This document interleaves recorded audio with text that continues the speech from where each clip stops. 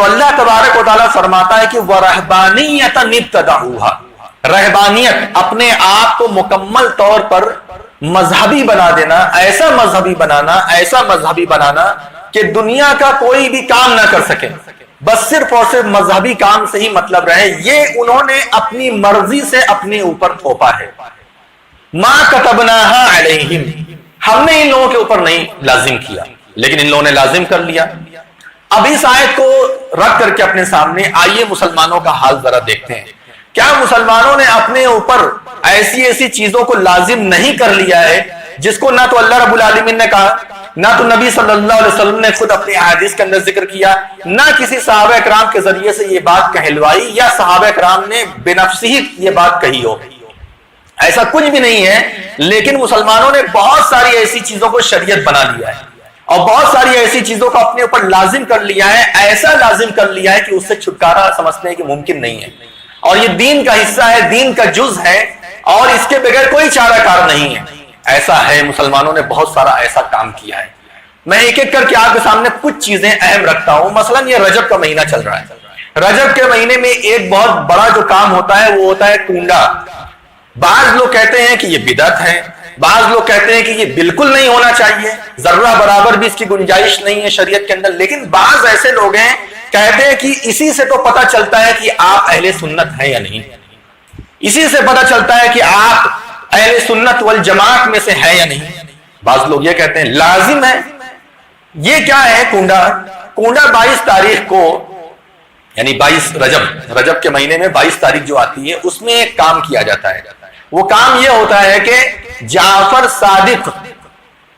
صادق رضی اللہ تعالی عنہ کے نام کی فاتحہ دی جاتی ہے، اور اس میں ہوتا یہ ہے کہ منت کا اس میں دخل ہے، یعنی جو انسان منت مانے گا یا اللہ میرا فلاں کام تو کر دے گا تو میں جعفر صادق کے نام کی فاتحہ دلاؤں گا، جو یہ کہتا ہے وہی یہ کام کرتا ہے، سب لوگ کنڈا نہیں کرتا، اس کا منت سے دخل ہے۔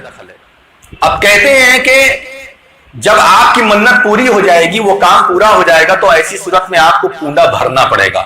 کنڈا بھرنا کیا ہوتا ہے؟ کوئی میٹھی چیز، خاص طور سے حلوہ پوری، وہ آپ کو کنڈے کے اندر بھر کر کے رکھنا ہے، لوگ آئیں گے وہیں بیٹھ کر کے کھائیں گے، باہر لے کر کے نہیں جانا ہے۔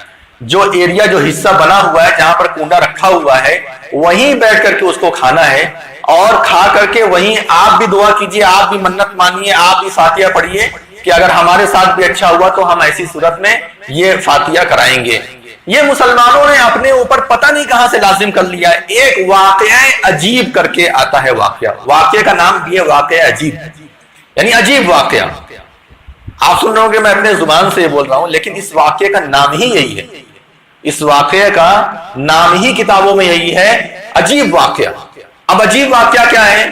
ایک لکڑہارا تھا۔ دیکھو علم جھلم جو کہانیاں ہوتی ہیں نا، مسلمانوں کے ساتھ بدنصیبی یہی ہے کہ وہی دین بن گیا۔ یہ بہت بڑی بدنصیبی مسلمانوں کے ساتھ ہوئی کہ وہی دین بن گیا۔ اب یہ واقعہ ہے کہ لکڑہارا تھا، لکڑی کاٹ کر کے اپنے گھر کا پیٹ بھرتا تھا، اپنے بیوی بچوں کا پیٹ بھرتا تھا، لیکن بس نہیں آ پاتا تھا، خرچہ نہیں چل پاتا تھا۔ بہت کوشش کی لیکن اس کے مسئلے حل نہیں ہو پائے۔ وہ اپنا شہر چھوڑ کر کے دوسرے علاقے میں چلا گیا کہ وہاں جا کر کے کچھ اچھا کام کریں گے، کچھ پیسہ آئے گا، اچھا پیسہ آئے گا، خود کھائیں گے، اپنے بیوی بچوں کے لیے بھیجیں گے۔ وہاں گیا تو وہاں پر بھی اس کے حالات صحیح نہیں ہوئے، حتیٰ کہ 12 سال وہ باہر رہ گیا۔ اس دوران وہ باہر سے اپنے گھر بھی نہیں آیا۔ اس کی عورت جو تھی، جو بچے تھے، وہ بیچارے پریشان۔ عورت اس کی ایک گھر کے اندر، یعنی محل میں، جو اس علاقے کا امیر تھا، امیر کا مطلب یہ ہے کہ اس علاقے کا وزیر، اس کے گھر میں جا کر کے جھاڑو برتن کرنے لگی۔ وہاں سے اس کو کچھ پیسہ ملتا، وہ اپنا زندگی چلاتی۔ لکڑہارا کہیں چلا گیا باہر، وہ اپنی زندگی گزارتا تھا۔ اسی دوران یہ مدینے کے لوگ ہیں، یعنی یہ جو لکڑہارا تھا یہ مدینے کا تھا، ایسا اس میں ذکر کیا گیا ہے واقعے کے اندر۔ اب اس کے بعد کیا ہوا کہ ایک دن جعفر صادق نے دیکھا اس عورت کو، اس کے بارے میں ساری باتیں ان کو پتا ہو گئی۔ تو ایسے ہی عورت جو ہے جھاڑو وغیرہ لگا رہی تھی محل کے اندر، تو جعفر صادق نے اپنے لوگوں سے کہا کہ اگر کوئی بھی شخص جعفر صادق کے نام کی، یعنی اپنا نام لیا، کہا کہ ان کے نام کا کنڈا بھرے، فاتحہ کرائیں، اور دل میں جو امید رکھے گی یا رکھے گا، یا دل کے اندر جو بھی نیت رکھے گا کہ میرا یہ کام ہو جائے، تو جعفر صادق کی فاتحہ کی وجہ سے اللہ تعالیٰ اس کا کام کر دے گا۔ یہ انہوں نے کہا۔ تو اس کے بعد جو ہے سارے لوگ کرنے لگے، عورت نے بھی کیا۔ ایسا کرتے ہی کیا ہوا کہ ادھر جو لکڑہارا تھا اس لکڑہارے کی زندگی بدل گئی۔ وہ ایک دن کلہاڑی مار کر کے لکڑی کاٹ رہا تھا کہ کلہاڑی اٹھ کر کے وہ زمین پر گری، زمین ہلکی تھی، دھس گئی، تو اس کو لگا کہ یہاں کچھ ہے۔ اب اندر اس نے کھودا، کھودنے کے بعد اسے خزانہ مل گیا۔ یہی سب ہوتا ہے نا کہانی قصہ میں، خزانہ مل جاتا ہے، پھر خزانہ نکلتا ہے، پھر اس کے بعد کیا کیا ہے، تو خزانہ مل گیا۔ اب خزانہ نکلا تو وہ کچھ خزانہ مدینہ بھیج دیا اپنے گھر والوں کے پاس، اور بہت سارا خزانہ اونٹ پر لاد کر کے مدینہ کے اندر آ گیا۔ ایک بیگ اس کا محل بن گیا۔ جب محل بن گیا تو سامنے جو وزیر تھا، اس محل میں رہنے والی جو اس کی بیوی تھی، وہ ایک دن بالا خانے پر گئی، اوپر کے حصے میں گئی، دیکھا کہ میرے گھر کے سامنے اتنا بڑا محل بن گیا، تو پتہ چلا یہ محل جو ہے جو ہمارے جھاڑو برتن کرتی ہے اسی کا شوہر ہے، اسی کے شوہر نے بنایا ہے۔ تو شوہر سے پوچھا کیسے ایسے ہو گیا تمہارے ساتھ، تو اس نے پورا واقعہ بتایا کہ ایک بیگ میرے ساتھ ایسا ہوا، پتہ نہیں کیا ہوا۔ تو اس کی بیوی نے کہا کہ میں نے یہ کیا ہے، اس وجہ سے ایسا ہوا ہے۔ تو اب اس کی بیوی کی یہ بات سن کر کے وزیر نے جو ہے انکار کر دیا کہ یہ نہیں ہو سکتا، وزیر کی بیوی نے بھی انکار کر دیا کہ یہ نہیں ہو سکتا۔ اب اس کے بعد وزیر کے اوپر الزام لگا، یعنی فاتحہ کا انکار کرنے کا کیا حشر ہوتا ہے وہ بھی اس میں بتا دیا گیا۔ وزیر نے جب انکار کیا تو اس کے اوپر کرپشن کا جو ہے الزام لگ گیا، پکڑ کر کے اس کو شہر بدر کر دیا گیا۔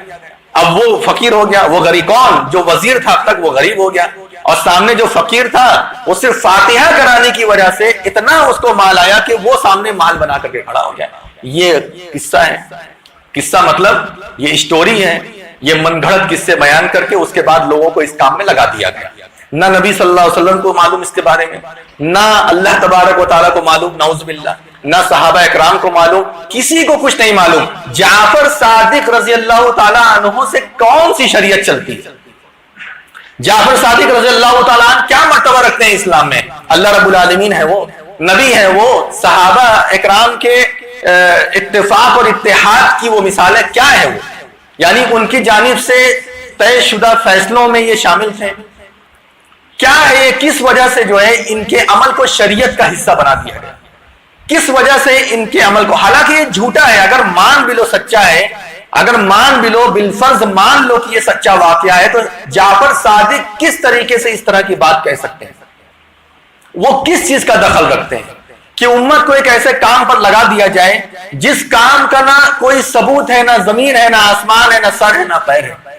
کیا فاتحہ وغیرہ شریعت اسلامیہ میں ہے؟ فاتحہ کیا ہوتی ہے؟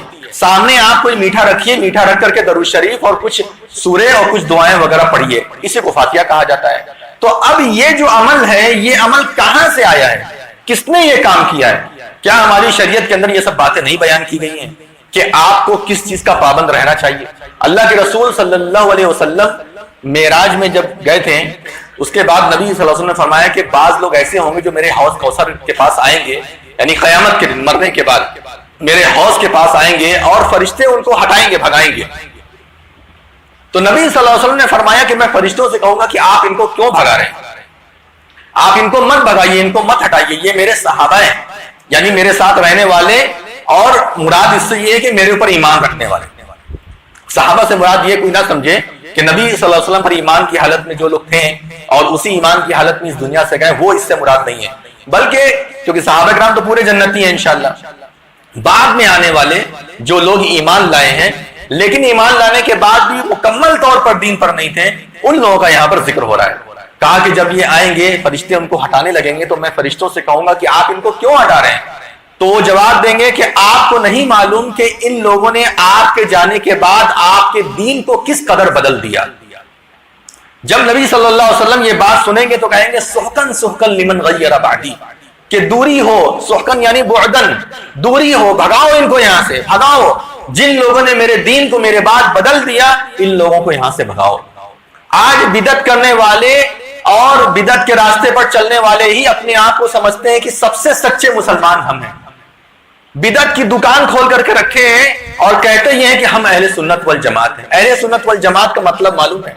یہ کتنا بڑا لفظ ہے، کتنا باوقار لفظ ہے، کیا اس کے بارے میں کبھی سوچا؟ اہل سنت کا مطلب ہوتا ہے سنت سے چمٹنے والے، جو سنت کو لازم پکڑے اپنی زندگی کے اندر، نبی صلی اللہ علیہ وسلم کے طریقے کو لازم پکڑیں، جتنا کیا اتنا کریں، جو نہیں کیا وہ نہ کریں، اس کو اہل سنت کہا جاتا ہے۔ جماعت کا مطلب ہے صحابہ اکرام کے ساتھ رہنے والے نبی صلی اللہ علیہ وسلم کے ساتھ رہنے والے صحابہ اکرام کے ساتھ چمٹے رہنا، ان کے اصول پر چلنا، ان کے منہج پر چلنا، اس کو کہا جاتا ہے جماعت۔ تو اہل سنت والجماعت کتنا بڑا لفظ ہے، لیکن بہت افسوس کی بات ہے ہمارے معاشرے کے اندر جو بھی بدعت میں آگے ہے وہ اپنے آپ کو اہل سنت والجماعت کہتا ہے، اور جو جتنا زیادہ اپنے آپ کو سنت سے لگا کر کے ہے، جتنا زیادہ اپنی زندگی حدیث سے جوڑ کر کے ہے، لوگ اس کو کہتے ہیں کہ یہ دیکھو سنی نہیں، یہ سنت پر چلنے والا نہیں ہے۔